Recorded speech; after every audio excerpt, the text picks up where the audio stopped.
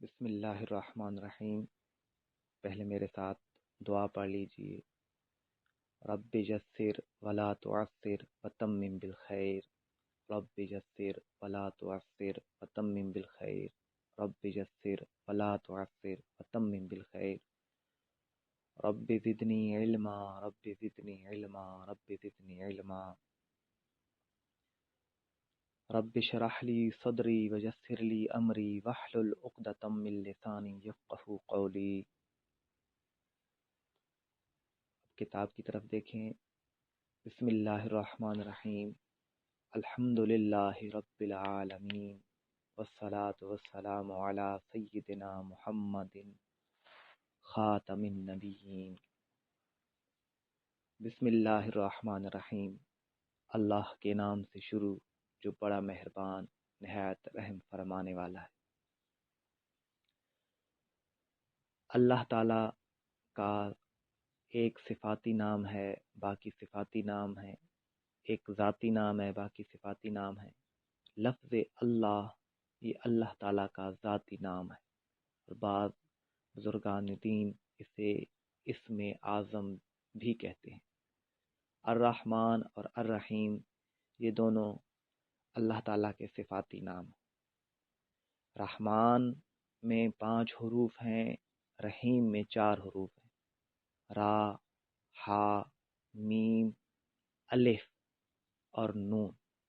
اس لیے کہ میم پر جو کھڑی زبر ہے یہ الف کے قائم مقام ہوتی ہے، اور رحیم میں 4، را، ہا، یا، میم۔ اور عربی کا قاعدہ ہے کہ زیادت المبانی تدل علی زیادت المعانی، کہ اگر حروف زیادہ ہوں تو وہ معنی کی زیادتی پر دلالت کرتے ہیں۔ تو رحمان میں صفت رحمت بنسبت رحیم کے زیادہ پائی جائے گی، یعنی رحمان وہ ذات جو دنیا میں بھی اور آخرت میں بھی رحم کرنے والی ہو، رحیم وہ ذات جو صرف آخرت میں رحم کرنے والی ہو، یا رحمان وہ ذات جو مومنوں پر بھی کافروں پر بھی رحم کرنے والی ہو، رحیم وہ جو صرف مومنوں پر رحم کرنے والی ہو۔ اور یہاں پر ایک مسئلہ یہ بھی یاد رکھیں کہ رحمان غیر اللہ کے ساتھ مطلقاً نہیں بولا جا سکتا، یعنی رحمان اللہ کے علاوہ کسی کا نام نہیں رکھا جا سکتا، جبکہ رحیم کی نسبت بعض اوقات کی جاتی ہے کہ اللہ تعالیٰ نے حضور صلی اللہ علیہ وآلہ وسلم کی طرف بھی رحیم کی نسبت کی ہے۔ رحمان کی نسبت سوائے اللہ تعالیٰ کے اور کسی کی طرف نہیں ہو سکتی۔ چونکہ ہم فقہ پڑھ رہے ہیں تو بسم اللہ الرحمن الرحیم کے متعلق کچھ مسائل سماعت فرما لیجئے۔ ایک یہ کہ کبھی بسم اللہ الرحمن الرحیم پڑھنا فرض ہوتا ہے، کبھی سنت ہوتا ہے، کبھی مکروہ ہوتا ہے، کبھی حرام ہوتا ہے۔ جہاں فرض ہوتا ہے وہ ذبح کے وقت ہے، یعنی جب جانور وغیرہ کو ذبح کیا جائے تو وہاں پر بسم اللہ پڑھنا فرض ہوتا ہے، ضروری ہوتا ہے۔ ہاں، پورا بسم اللہ الرحمن الرحیم نہیں پڑھنا چاہیے، بلکہ بسم اللہ اللہ اکبر کہنا چاہیے۔ اس کی وجہ یہ ہے کہ پورا بسم اللہ ذبح کے وقت نہ پڑھنے کی، کہ جب ہم ذبح کر رہے ہوتے ہیں تو وہ چونکہ ایک جاندار کی زندگی ختم ہو رہی ہوتی ہے، تو اس لمحے رحمان اور رحیم کی صفت کو ذکر کرنا بالکل بھی مناسب نہیں ہے۔ یعنی ہم کسی کے گلے پر چھری پھیر رہے ہیں اور اس وقت ہم رحمان اور رحیم کو ذکر کریں تو یہ مناسب نہیں ہے۔ اس لیے بسم اللہ اللہ اکبر کہا جاتا ہے، اس لیے کہ جب ذبح کیا جا رہا ہوتا ہے تو اس وقت رحمت نہیں ہو رہی ہوتی، تو جب رحمت ہو ہی نہیں رہی ہوتی تو رحمان اور رحیم کا نام نہیں لینا چاہیے۔ بعض اوقات بسم اللہ الرحمن الرحیم پڑھنا سنت ہوتا ہے، جیسا کہ وضو شروع کرنے سے پہلے بسم اللہ الرحمن الرحیم پڑھنا سنت ہے، اور اسی طرح ہر ذی شان کام سے پہلے بھی بسم اللہ پڑھنا سنت ہے۔ بعض اوقات مباح ہوتا ہے، جیسے چلنے سے پہلے، بیٹھنے سے پہلے، یا اس طرح کے کوئی بھی جائز امور کرنے سے پہلے بسم اللہ پڑھنا مباح ہوتا ہے۔ بعض اوقات بسم اللہ الرحمن الرحیم پڑھنا حرام ہوتا ہے، گناہ کا باعث ہوتا ہے، جیسے شراب پیتے وقت، زنا کرتے وقت، یا اس طرح کے حرام کام کرتے وقت بسم اللہ الرحمن الرحیم اگر کسی نے پڑھا تو یہ حرام ہوگا۔ بعض علماء نے بعض صورتوں میں کفر تک بھی لکھا ہے۔ اور اسی طرح بعض اوقات مکروہ ہوتا ہے بسم اللہ الرحمن الرحیم پڑھنا، یعنی ناپاکیوں کے وقت، ناپاکی کی جگہ پر، یعنی اگر ناپاک جگہ ہے تو اس جگہ بسم اللہ پڑھنا مکروہ ہوگا، ناپسندیدہ ہوگا۔ یعنی پاک جگہ پر کھڑے ہو کر یا بیٹھ کر بسم اللہ الرحمن الرحیم پڑھنا چاہیے، اس لیے کہ اس میں اللہ تعالیٰ کا نام ہے، اور اللہ تعالیٰ کا نام ناپاک جگہ پر، گندی جگہ پر نہیں لینا چاہیے۔ تو یہ بسم اللہ الرحمن الرحیم کے بارے میں کچھ مسائل تھے۔ آگے صاحب کتاب فرماتے ہیں الحمدللہ رب العالمین، تمام تعریفیں اللہ کے لیے ہیں جو سارے جہانوں کا رب ہے۔ الحمدللہ میں بھی اسی طرح کے کچھ مسائل ہیں۔ ایک یہ کہ کبھی کبھار حمد پڑھنا واجب ہوتا ہے، جیسے خطبہ جمعہ میں حمد پڑھنا واجب ہے۔ کبھی کبھار حمد پڑھنا مستحب ہوتا ہے، جیسے نکاح کے خطبہ میں حمد پڑھنا مستحب ہے۔ اسی طرح ہر کام دعا کی ابتدا میں بھی اور ہر کام کے بعد، کھانے پینے کے بعد الحمدللہ پڑھنا یہ مستحب ہے، مندوب ہے۔ کبھی کبھار مکروہ ہوتا ہے، اور اس طرح گندی جگہوں پر، ناپاک جگہوں پر الحمدللہ پڑھنا مکروہ ہے۔ اسی طرح کوئی گناہ کرنے کے بعد الحمدللہ پڑھنا حرام ہوتا ہے، اور چھینک کے بعد الحمدللہ پڑھنا یہ سنت ہے۔ تو بہرحال الحمد کے بارے میں اور بسم اللہ الرحمن الرحیم کے بارے میں یہ مسائل ہیں، اور یہ مسائل میں نے مراکی الفلاح جو کہ نور الایضاح کی شرح ہے، مراکی الفلاح کی شرح تحتاوی شریف سے میں نے آپ لوگوں کو بتائے ہیں۔ الحمدللہ رب العالمین، تمام تعریفیں اللہ کے لیے ہیں جو رب ہے سارے جہانوں کا۔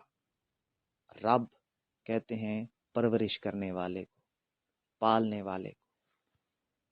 سارے جہانوں کے پالنے والے کے لیے تمام تعریفیں۔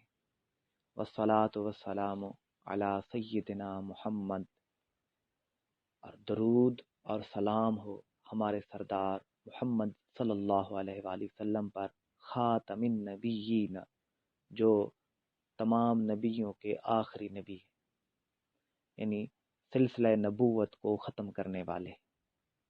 وعلی آلہ الطاہرین، اور درود و سلام ہو آپ صلی اللہ علیہ وآلہ وسلم کی پاک آل پر، وصحابتہ اجمعین، اور آپ کے تمام اصحاب پر۔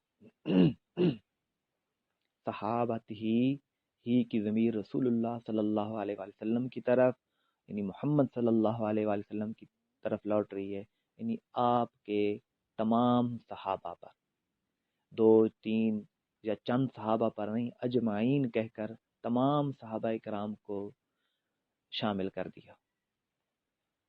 اب صاحب کتاب فرماتے ہیں قال العبد الفقیر الی مولاہ الغنی،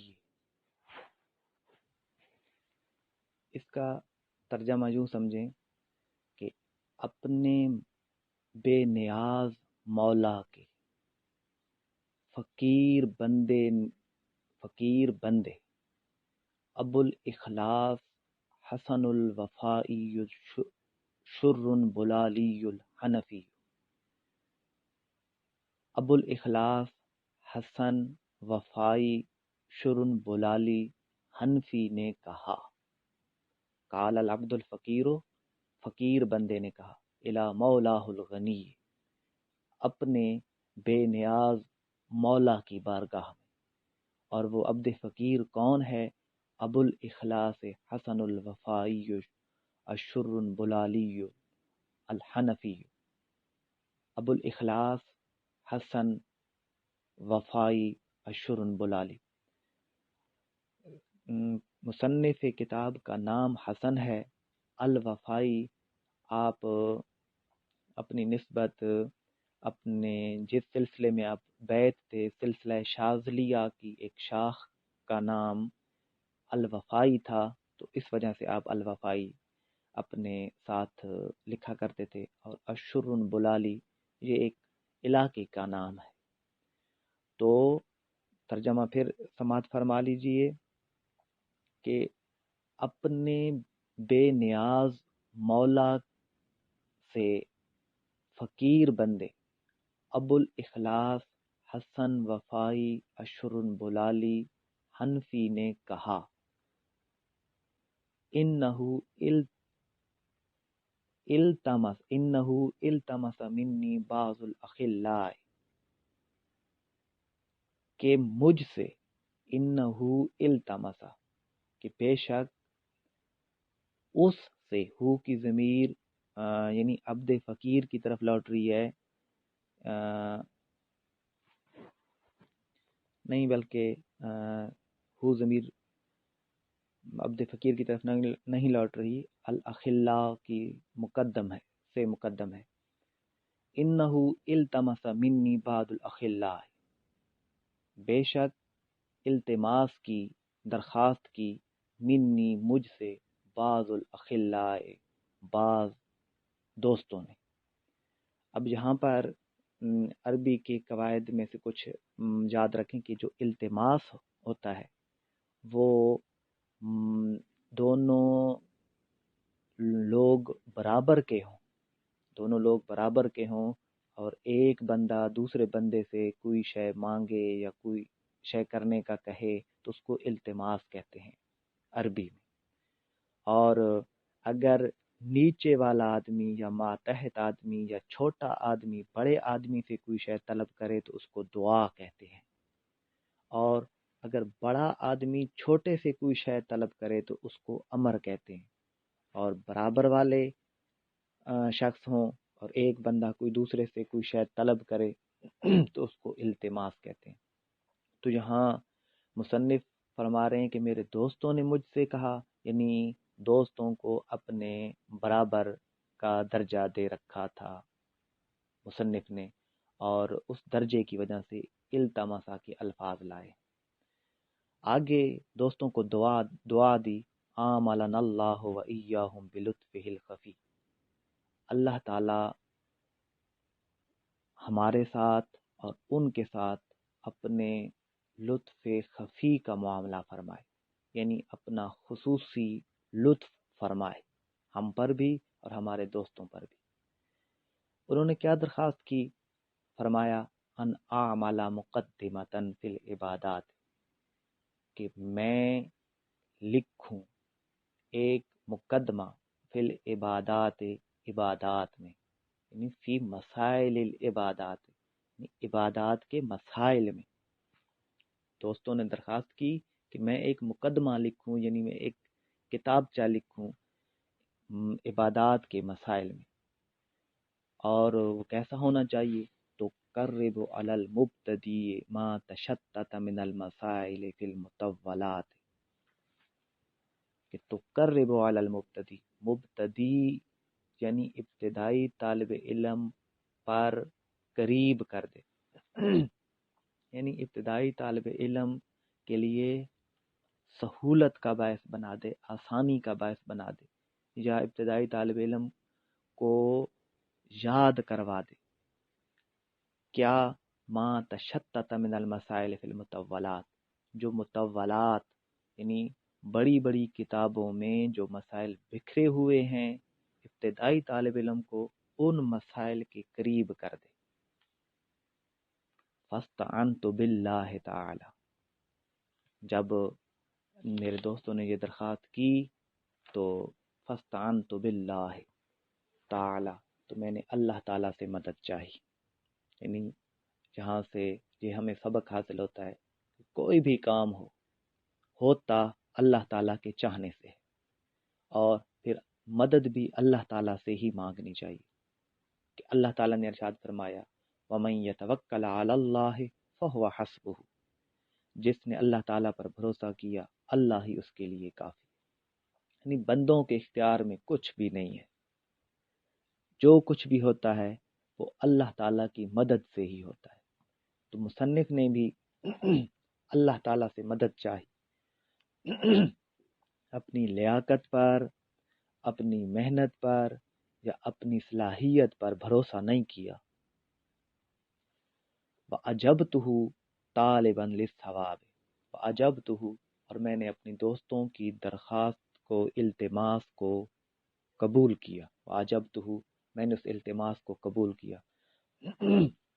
کس حال میں؟ طالباً للثواب، ثواب کو طلب کرتے ہوئے، ثواب کو حاصل کرنے کی غرض سے. یعنی یہاں پر مصنف اپنی نیت کا بتا رہے ہیں کہ میری یہ کتاب لکھنے کی جو نیت تھی، اگرچہ درخواست دوستوں کی تھی، لیکن میں نے جب یہ لکھی تو ثواب کو حاصل کرنے کے لیے یہ کتاب لکھی. طالباً للثواب، ثواب کو طلب کرتے ہوئے. اب کتاب کے بارے میں فرما رہے ہیں کہ کتاب کیسی ہوگی. ولا اذکر الا ما جزم بصحته اہل الترجیح من غیر اتناب. ولا اذکر، اور میں ذکر نہیں کروں گا، الا مگر، ما جزم بصحته، ان مسائل کو جس کی صحت پر یقین ہوگا، اہل الترجیح، اہل ترجیح علماء کا. علماء کے مختلف گروہ بنائے جاتے ہیں، ان میں سے ایک اہل الترجیح ہے، یعنی ترجیح دینے والے. مطلب یہ کہ بعض علماء مسائل کو ترجیح دیتے ہیں کہ یہ ہی مفتہ بھی ہے، اسی پر ہی فتویٰ دینا چاہیے. یعنی مصنف فرما رہے ہیں کہ میں اختلافی مسائل کی طرف نہیں جاؤں گا، میں ان مسائل کو ذکر کروں گا جن کو اہل ترجیح علماء نے، جن پر اہل ترجیح علماء کی صحت کا یقین ہوگا. من غیر اتناب، بغیر اتناب کے، یعنی بغیر تفصیل کے. یعنی اتناب کہتے ہیں اصل مراد پر وہ زیادتی کہ جس میں فائدہ تو ہو لیکن اصل مراد پر وہ ہو زیادتی.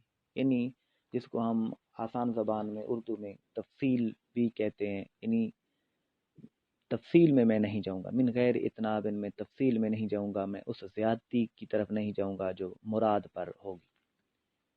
پھر آگے فرمایا کہ وَسَمَّيْتُهُ نُورَ الْإِيضَاحِ وَنَجَاةَ الْأَرْوَاحِ. وَسَمَّيْتُهُ، میں نے اس کا نام رکھا. کس کا؟ ہو ضمیر مقدمہ کی طرف لوٹ رہی ہے، یعنی وہ جو پیچھے مقدمہ کا ذکر کیا کہ میں نے اس مقدمہ کا نام رکھا نور الایضاح، وضاحتوں کی روشنی. یعنی ایسی وضاحت کہ جس کی وضاحت روشنی کی طرح ظاہر ہوگی. ونجات الارواح، اور روحوں کی نجات. روحوں کی نجات کیوں کہا؟ اس لیے کہ جب قیامت کے دن یا قبر میں جب عذاب ہوتا ہے تو روح، جسم کے ساتھ ساتھ روح کو بھی عذاب ملتا ہے. اور یہ کتاب روح کی عذاب سے نجات کا باعث کیسے بنے گی؟ جب ہم عبادات کے مسائل سیکھیں گے تو ہماری عبادات ٹھیک ہو جائیں گی، ہماری عبادات درست ہو جائیں گی. اور جب ہماری عبادات درست ہوں گی تو ہم اللہ تعالیٰ کے عذاب سے بچ جائیں گے. خصوصاً نماز جب ہماری ٹھیک ہوگی اور نماز کے بارے میں اللہ تعالیٰ نے ارشاد فرمایا کہ یہ برائیوں اور بے حیائیوں سے روکتی ہے. جب ہم بے حیائیوں اور برائیوں اور برے اعمال سے رک جائیں گے تو اللہ تعالیٰ ہمیں عذاب سے بھی بچا لے گا، اور جب عذاب سے بچائے گا تو جس طرح جسم عذاب سے بچے گا اسی طرح روح بھی عذاب سے بچ جائے گی. تو اس لیے فرمایا کہ یہ کتاب روحوں کی نجات کا باعث بھی بنے گی. یعنی ہم مسائل سیکھیں گے، اور مسائل جب سیکھیں گے تو ہماری عبادتیں ٹھیک ہو جائیں گی. جب عبادتیں ٹھیک ہوں گی تو اللہ تعالیٰ ہمیں عذاب سے بچا لے گا. واللہ اسأل ان ينفع به عبادہ ویدیم به الافادہ. واللہ اسأل، یہاں واللہ کو مقدم کر دیا، یعنی مفعول کو مقدم کر دیا، پہلے لے آئے حصر کے لیے. واللہ اسأل ان ينفع به عبادہ، میں اللہ سے ہی سوال کرتا ہوں کہ وہ اس کتاب کے ذریعے اپنے بندوں کو نفع دے. واللہ اسأل، میں اللہ سے ہی سوال کرتا ہوں. اگر اسأل اللہ ہوتا تو پھر ہی جو کہ حصر پر دلالت کرتی ہے یہ ترجمہ نہ ہوتا. تو واللہ اسأل، میں اللہ سے ہی سوال کرتا ہوں، اللہ کے علاوہ کسی سے سوال نہیں کرتا، کہ ان ینفع، کہ وہ یعنی اللہ نفع دے، بہی اس کتاب کے ذریعے، عبادہ اپنے بندوں کو، ویدیم بہ الافادہ، اور اس کے ذریعے فائدے کو باقی رکھے، ہمیشہ رکھے. ویدیم بہ الافادہ، اور ہمیشہ رکھے اس کتاب کے ذریعے فائدے کو، یعنی اس کتاب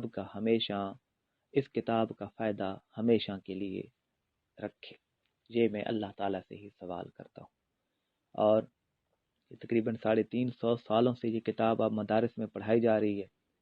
تو مصنف کی یہ جو دعا ہوئی اللہ تعالیٰ کی بارگاہ میں قبول ہوئی کہ اللہ تعالیٰ اس کے ذریعے لوگوں کو، طالب علموں کو فائدہ پہنچا رہا ہے.